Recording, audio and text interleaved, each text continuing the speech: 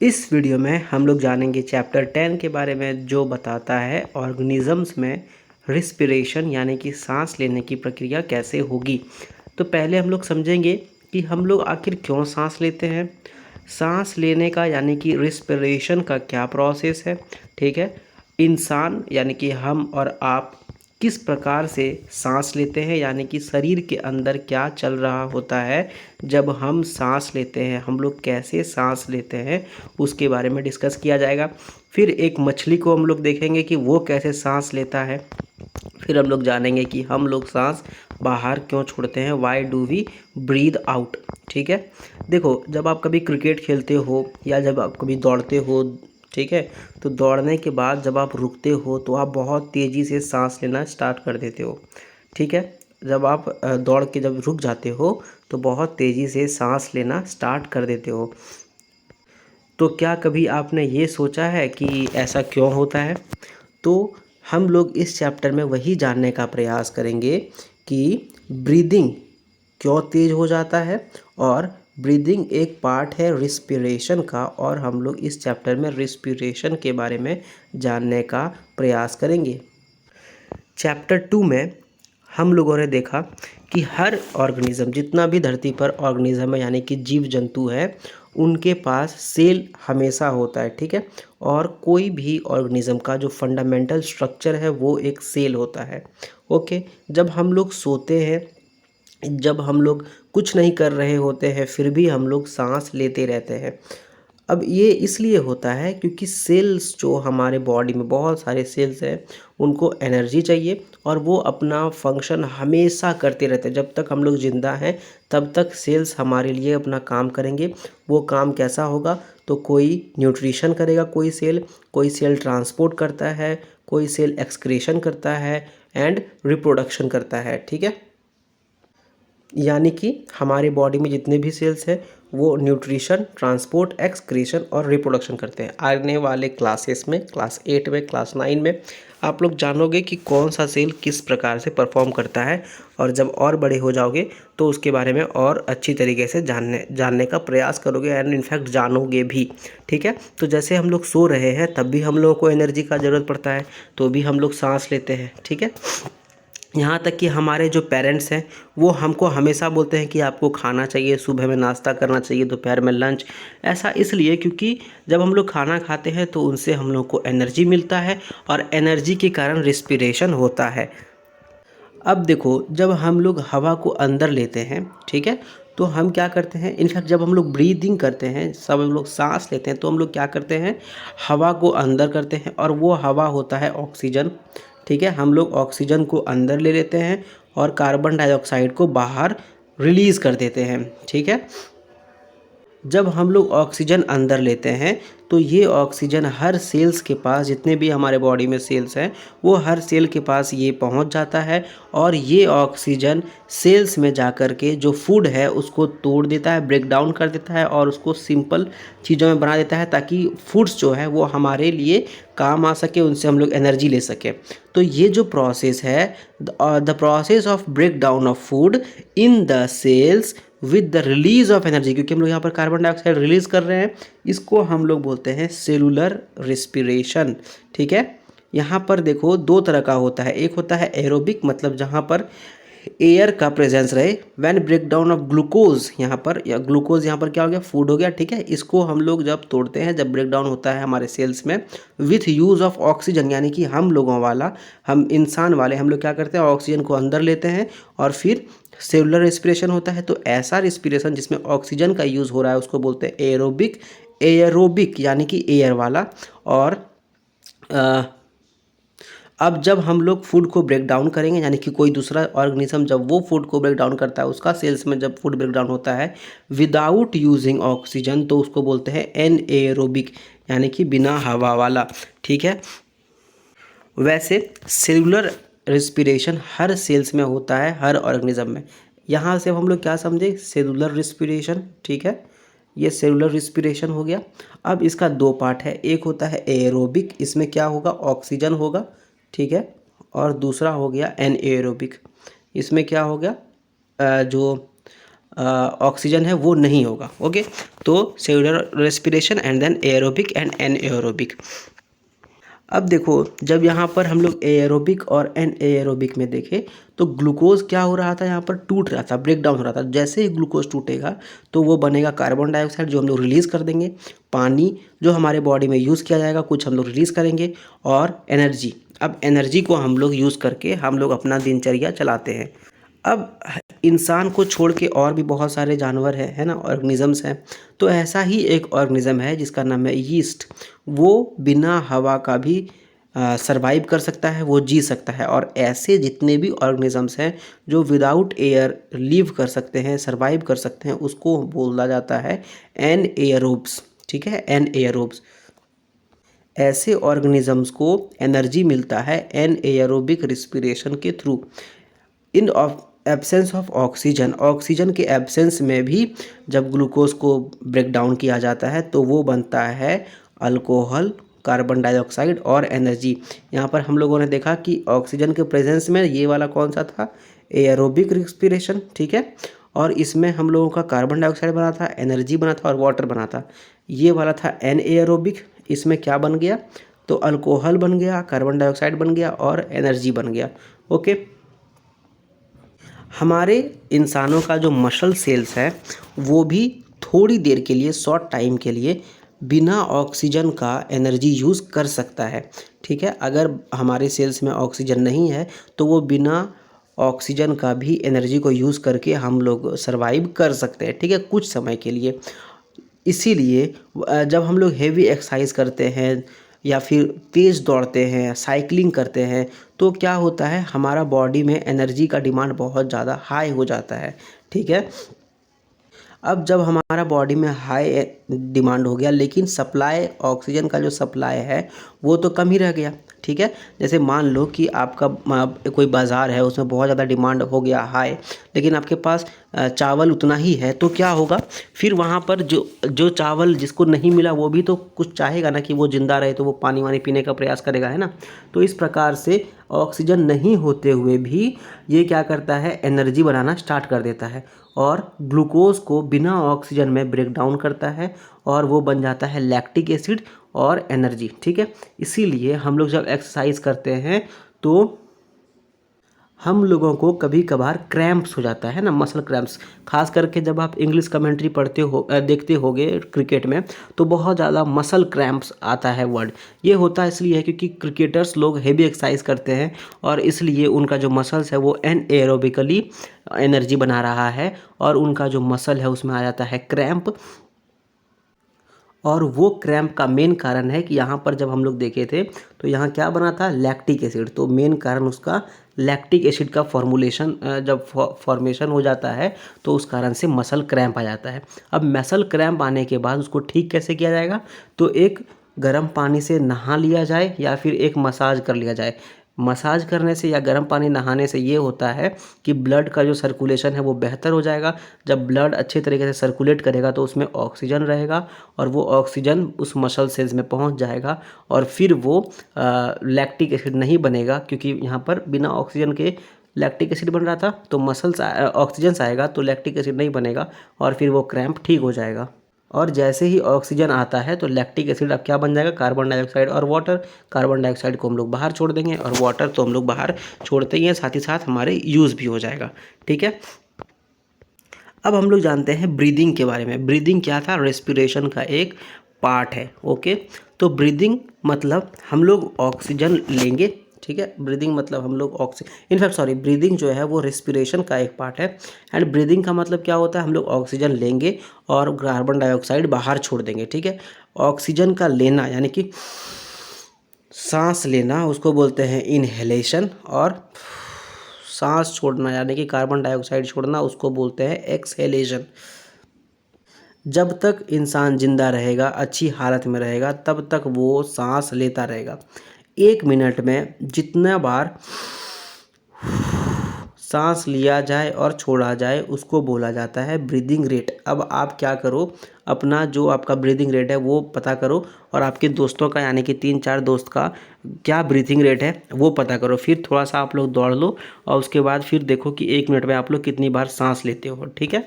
यानी कि 1 बार इन्हेलेशन करते हो और कितना 1 बार एक्सहेलेशन करते हो, वो कितनी बार होता है 1 मिनट में। ओके, जिस तरह से इसमें बताया गया है कि 1 बार आप खुद का देखो, नॉर्मली आप कितना बार सांस लेते हो 1 मिनट में, फिर 10 मिनट का वॉक के बाद, फिर 100 मीटर का रन के बाद, और जब आप रेस्ट कर रहे हो तो कितना बार लेते हो, ठीक है।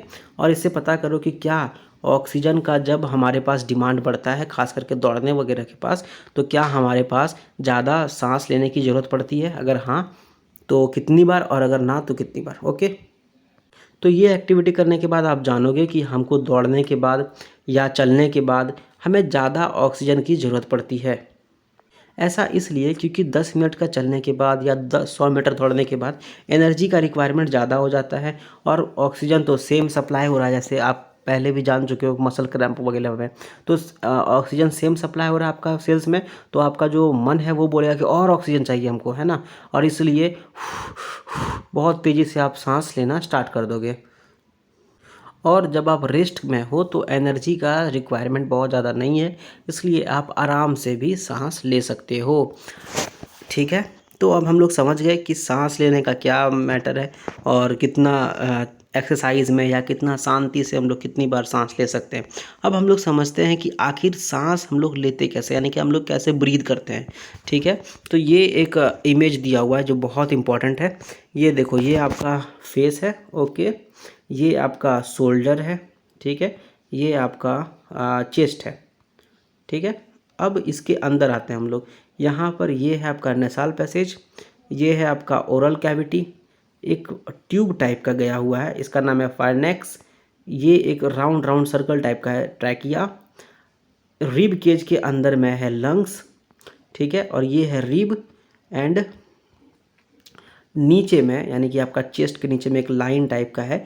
जब बहुत ज़्यादा पतला आदमी होगा ना तो देखना आप उसका यहाँ पर एक लाइन टाइप का रहेगा, इसको बोलते हैं डायफ्राम।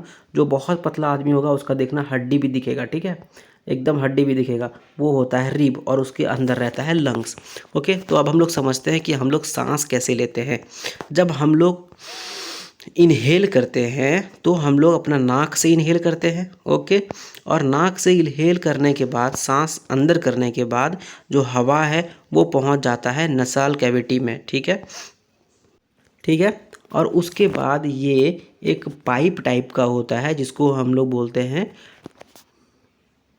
विंड पाइप, और विंड पाइप से ये पहुंच जाता है लंग्स में, ठीक है। लंग्स है आपका चेस्ट कैविटी में, चेस्ट कैविटी यानी कि लंग्स है यहाँ पर चेस्ट कैविटी में, चेस्ट कैविटी के ऊपर है रिब केज, यानी कि इनफैक्ट ये हड्डी है रिब केज, ये प्रोटेक्ट करता है उसको, ठीक है। तो सांस अभी कहाँ पहुँच गया, लंग्स में, ओके, आप अंदर घुसाए वो पहुँच गया लंग्स में।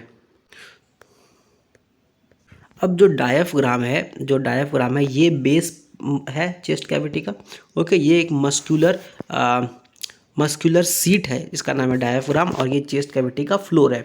अब ब्रीदिंग जब होता है, जब सांस हम लोग लेते हैं या छोड़ते हैं, तो डायफ्राम और रिब केज आप अपना चेस्ट के पास आपका जो दिल है उसके नीचे आप टच करो और एक बार सांस लो, तो देखोगे वो मूव करता है, ठीक है, वो मूव करता है। तो उसी प्रकार से डायफ्राम और रिब केज हमेशा मूव करता है जब हम लोग सांस लेते हैं या छोड़ते हैं।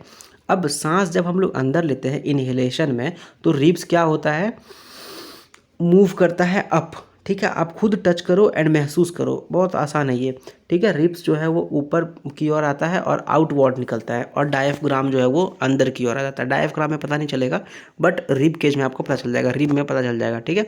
तो डायफ्राम जो है वो डाउन मूव करता है। इससे क्या होता है, मतलब यहाँ पर देखते हैं फिर से एक बार हम लोग, जब हम लोग सांस लेते हैं तो डायफ्राम नीचे की ओर आ जाएगा थोड़ा सा, और ये जो है ऊपर की ओर जाएगा, यानी कि स्पेस यहाँ पर बड़ा हो गया, ठीक है, स्पेस यहाँ पर बड़ा हो गया। और जो हवा है वो आ गया लंग्स में, ये लंग्स जो है हवा से भर गया। अब एक्सहेलेशन जब होगा, जब हम लोग सांस छोड़ेंगे, तो लंग्स जो है वो क्या, जो रिब्स जो है वो क्या करेगा, नीचे आ जाएगा, और डायफ्राम जो है ऊपर हो जाएगा, यानी कि अब जो है वो जगह कम हो गया, ओके, डायफ्राम ऊपर रिब्स नीचे, यानी कि जगह यहाँ पर कम हो गया। तो इस प्रकार से हवा अब हम लोग मतलब कि कार्बन डाइऑक्साइड अब हम लोग ऊपर छोड़ दिए। ठीक है, ये जैसे मैंने आपको बताया कि आप अपना बस हाथ रखो, ठीक है, एब्डोमेन पे, पेट के ऊपर, तो आपको समझ में आ जाएगा कि किस प्रकार से कहानी चल रहा है। ठीक है, बस डायफ्राम का समझ में नहीं आएगा क्योंकि वो बहुत अंदर रहता है। अब ये एक्सरसाइज जानने के बाद क्लास के बच्चे जो हैं वो स्टार्ट करना शुरू कर दिए कि मेरा चेस्ट ज़्यादा फूल सकता है, मेरा चेस्ट ज़्यादा फूल सकता है। तो आपका जो बेस्ट फ्रेंड है 2-4, उनके साथ आप ये कर सकते हो। ठीक है, कि हो मेरा चेस्ट बहुत फूल गया है ना, मेरा चेस्ट बहुत फूल गया, ये आप अपना कंपटीशन कर सकते हो और नाप सकते हो, इनफैक्ट मेज़र कर सकते हो कि किसका कितना चेस्ट फूला। अब एक बात और इम्पॉर्टेंट है, जब आप बड़े हो जाओगे 30 ईयर्स के, 25 ईयर्स के जब आप हो जाओगे, तो स्मोकिंग कभी मत करना, क्योंकि स्मोकिंग से क्या होता है, लंग्स को डैमेज होता है, यानी कि सांस लेने में प्रॉब्लम हो सकती है और इससे कैंसर हो सकता है। कैंसर होने के बाद आदमी उससे मर भी सकता है। ठीक है, जैसे हमने बताया था यहाँ पर क्या हुआ, जैसे अंदर घुसा हवा तो ये नीचे हो गया, ये ऊपर हो गया, स्पेस बड़ा हो गया और वो चला गया। ठीक है, जब एयर निकालना है तो ये ऊपर हो गया, ये नीचे आ गया, स्पेस कम हो गया और हवा आउट हो गया। ओके, तो ये था हाउ डू वी ब्रीथ। अब हम लोग समझते हैं कि इनहेलेशन समझ गए। अब हम लोग समझते हैं कि हम लोग जो ब्रीथ है, मतलब जो सांस है, वो हम लोग कैसे बाहर छोड़ेंगे। ठीक है, वैसे तो अब हम लोग समझ चुके थे इनहेलेशन और एक्सहेलेशन के बारे में, बट आपके बारे में आपके लिए एक एक्टिविटी दिया हुआ है, वो एक्टिविटी आप परफॉर्म कर सकते हो, तब आपको समझ में आएगा कि किस प्रकार से हम लोग ब्रीथ इन करते हैं और ब्रीथ आउट करते हैं। तो एक्टिविटी कुछ इस प्रकार है कि एक सिलेंडर ले लो, ठीक है, एक टेस्ट ट्यूब ले लो या फिर एक बॉटल ले लो, प्लास्टिक बॉटल कुछ इस प्रकार का, और उसमें क्या करो आप कि कुछ नींबू पानी डाल दो अंदर में, और नींबू पानी डालने के बाद लीड में जो इसका ये है लीड है, इसमें होल कर दो। ठीक है, और फूको यहाँ से। जब आप फूकोगे तो आप देखोगे कि जो स्ट्रॉ से जब इनफैक्ट इस लीड में स्ट्रॉ डाल दो, एक पाइप वाला स्ट्रॉ, और उसमें फूको। जैसे ही फूकोगे तो जो लाइम वाटर है वो हिलना स्टार्ट हो जाएगा। ठीक है, और लाइम वाटर हिलना स्टार्ट कर जाएगा। तो ऐसा क्यों हुआ, कुछ आप बता सकते हो इसके बारे में? तो बताओ ऐसा क्यों हो रहा है, और नहीं समझ में आ रहा है तो आप अपने टीचर से, जो आपके क्लास टीचर हो या ट्यूशन टीचर हो, उनसे आप पता कर सकते हो। अब वैसे आप कभी शीशा में ऐसे सांस ले करके छोड़ना, ठीक है, शीशा में, तो आप देखोगे कि वहाँ पर काफ़ी ज़्यादा नमी आ जाता है ना, वहाँ पे एक टाइप का वाटर वेपर्स आ जाता है। तो जब हम लोग छोड़ते हैं तो सिर्फ कार्बन डाइऑक्साइड ही नहीं छोड़ते, बल्कि साथ में कुछ और भी छोड़ते हैं।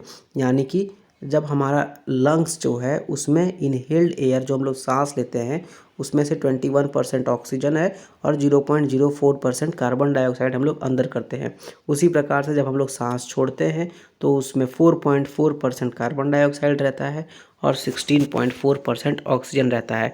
तो ये बोलना कि हम लोग सिर्फ ऑक्सीजन को इनहेल करते हैं और सिर्फ कार्बन डाइऑक्साइड को रिलीज़ करते हैं, तो ऐसा सही नहीं होगा।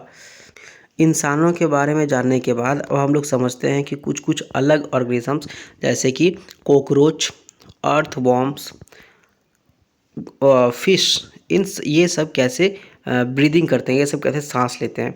तो देखो कॉकरोच, ये बहुत सुंदर कॉकरोच है ना, बहुत डरावना भी है। तो ये है कॉकरोच। अब कॉकरोच के बॉडी में साइड साइड में छोटा छोटा ओपनिंग रहता है, स्मॉल ओपनिंग, जिसको बोलते हैं हम लोग स्पाइरेकल्स। ठीक है, स्पाइरेकल्स। और ये इंसेक्ट जो है इनके पास, खास करके सिर्फ कॉकरोच नहीं बल्कि और भी बहुत सारे ऐसा इंसेक्ट होते हैं जिनके बॉडी में स्मॉल स्मॉल ओपनिंग रहता है, उनको स्पाइरेकल्स बोलते हैं। और इनके पास एयर ट्यूब्स होता है जिसको ट्रैकिए बोलते हैं। वो क्या करता है, गैस एक्सचेंज करता है। जो हवा ऑक्सीजन देता हो वो उस स्पाइरेकल्स में, यानी कि इस ओपनिंग में घुस जाता है।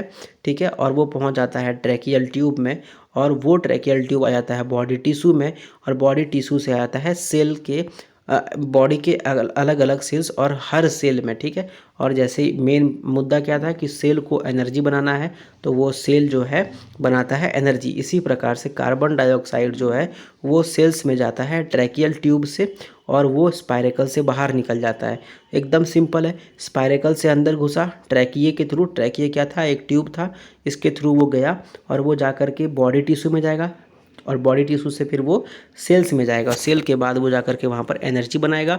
उसी प्रकार से जब उसको बाहर निकालना, एक्सहेल करना हो, तो कार्बन डाइऑक्साइड क्या करता है, सेल्स के थ्रू जाता है ट्रैकियल ट्यूब में, और ट्रैकियल ट्यूब से आया था स्पाइरेकल से और बाहर निकल जाता है, ठीक है। जैसे आप लोग कभी पार्क में देखते होगे ना कि सिंपल इस गेट से घुसो उस गेट से निकल जाओ, तो वही कहानी इसमें भी है, ठीक है। अब ये जो ट्रैकिए है और या फिर एयर ट्यूब है, ये सिर्फ इंसेक्ट्स में ही नहीं मिलता बल्कि और भी अलग अलग टाइप के जानवर्स में मिलता है। अब हम लोग बात करते हैं अर्थवॉर्म के बारे में। क्लास 6 के चैप्टर 9 में हम लोगों ने पढ़ा था कि अर्थवॉर्म अपने स्किन से सांस लेता है, ठीक है।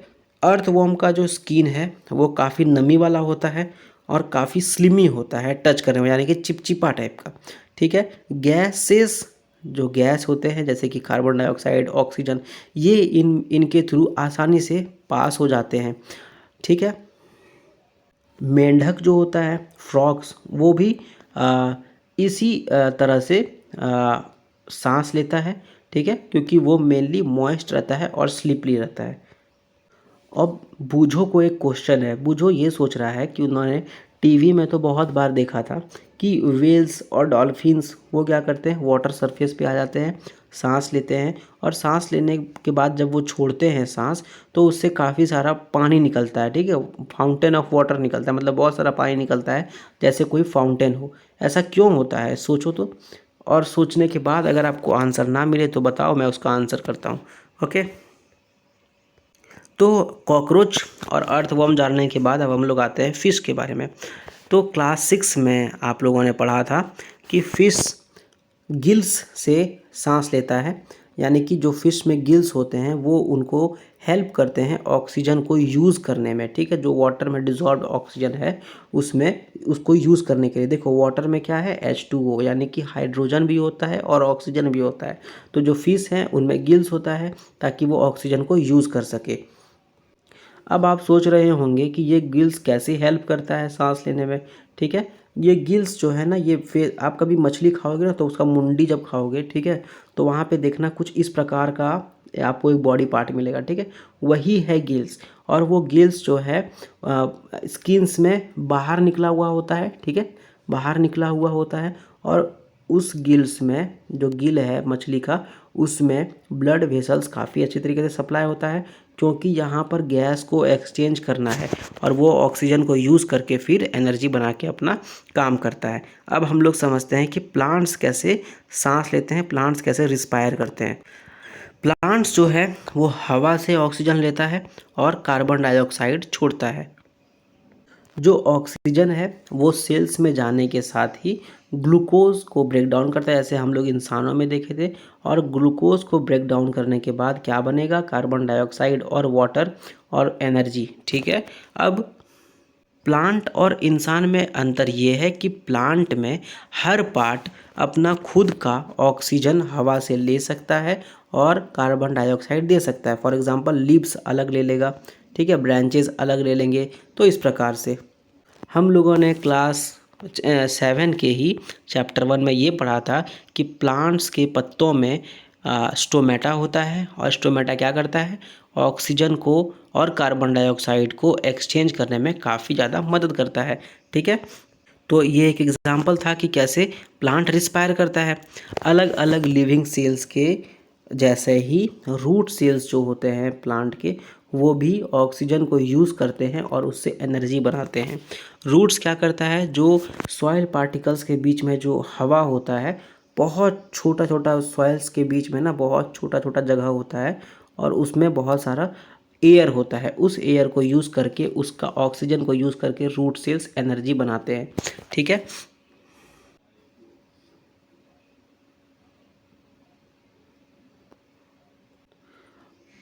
वैसे आपसे एक और क्वेश्चन पूछा जा रहा है कि मान लो आपके घर में एक पॉट है, उसमें एक प्लांट है, ठीक है, एक प्लांट है। अब इसमें आप बहुत सारा पानी अगर डाल दो तो क्या होगा, सोचो क्या हो सकता है उसका। और अगर बहुत देर सोचने के बाद आपको आंसर नहीं आए, या फिर जो भी आंसर आए आप कमेंट सेक्शन में बताओ, और अगर आंसर नहीं आए तो वो भी बताओ, फिर हम लोग सॉल्व करने का प्रयास करेंगे, ठीक है। तो इस चैप्टर में हम लोगों ने काफ़ी कुछ जाना, खास करके रिस्पिरेशन के बारे में।